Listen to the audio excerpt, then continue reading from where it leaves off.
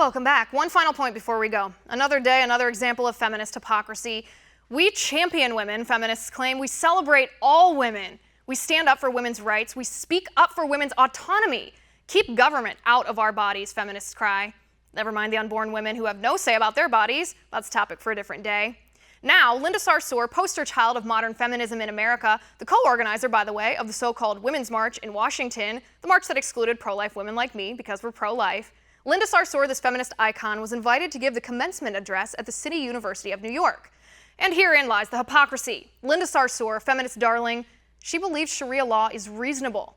So let's stand up for women, feminists say. Well, what about the Muslim women who suffer oppression, mutilation, and even death under Sharia law? What about the 14 Yazidi women who were burned to death in a metal cage because they refused to be the sex slaves to ISIS? That atrocity was permissible under Sharia law. Linda Sarsour believes Sharia law is reasonable. What about the 8-year-old girl who had her clitoris amputated, her labia sewn together without anesthesia, without her permission, in order to stifle her sexual capacity and deprive her of any sexual gratification as she matured?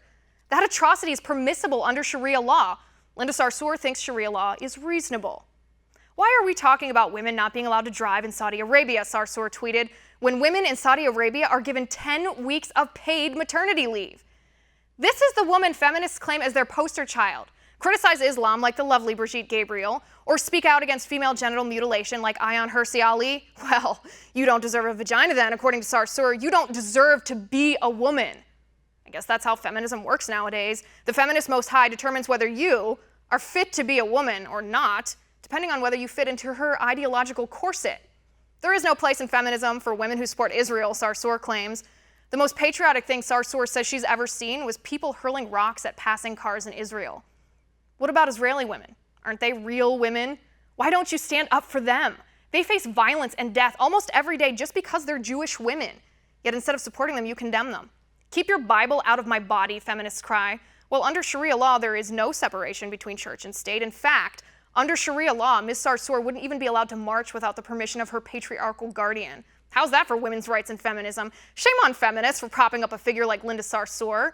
Sad to say, perhaps we should expect nothing less these days. Feminists have proved they'll stoop to any low to empower their own political agenda.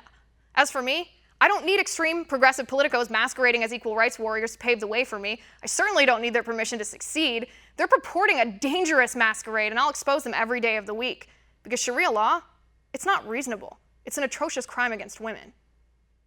And that's my final point tonight. You can reach me on Twitter at Liz_Wheeler. If you liked the show, please send me an email at oann.com/contact. In the meantime, catch us here tomorrow at 9 p.m. Eastern, and until then, have a good night.